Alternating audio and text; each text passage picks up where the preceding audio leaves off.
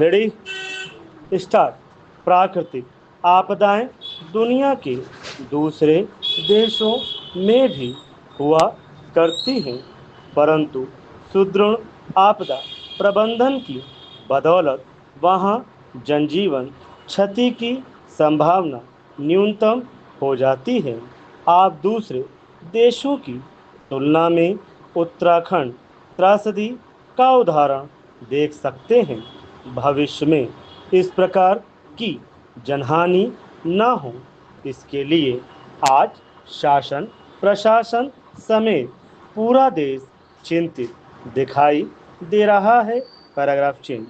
खबरें बताती हैं कि भविष्य में इस तरह की क्षति से बचने के लिए अदालत और हरित न्यायाधिकरण ने प्रभावित क्षेत्रों में नदियों के बाढ़ कटिबंध क्षेत्र का निर्धारण करते हुए उचित कार्रवाई का आदेश दिया गया था।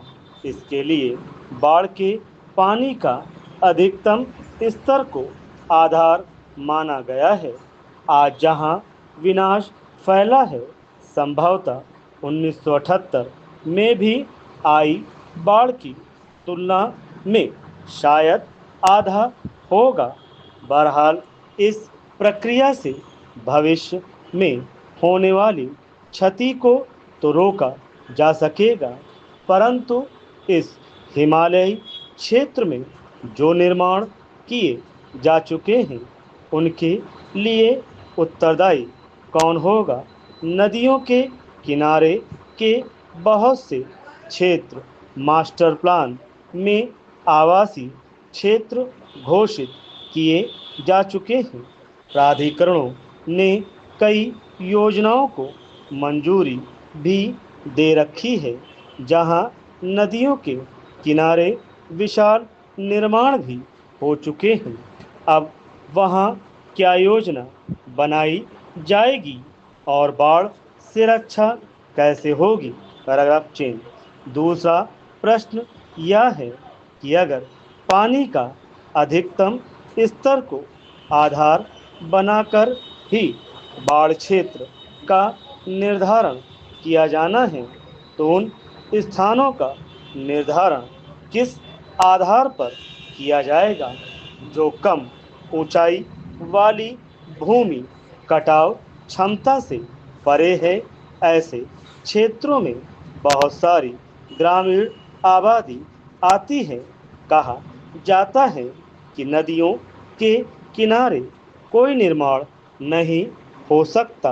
यह भ्रामक तथ्य हो सकता है, क्योंकि समुद्र के अंदर जापान और दुनिया के अनेक देश बहुत सारे निर्माण कर चुके हैं। हम दो बिंदुओं पर विचार करना चाहिए। पहला, भविष्य में जल प्रलय न हो और उनसे बचाव के उपाय किए जाएं। दूसरा, शासन प्रशासन या आम जनता की कम जानकारी से हुए पूर्व निर्माण क्षेत्रों में या जो बहुत प्राचीन है, वहाँ जनधन की क्षति न हो, इसका उपाय किया जाए। पैराग्राफ चिन्ह।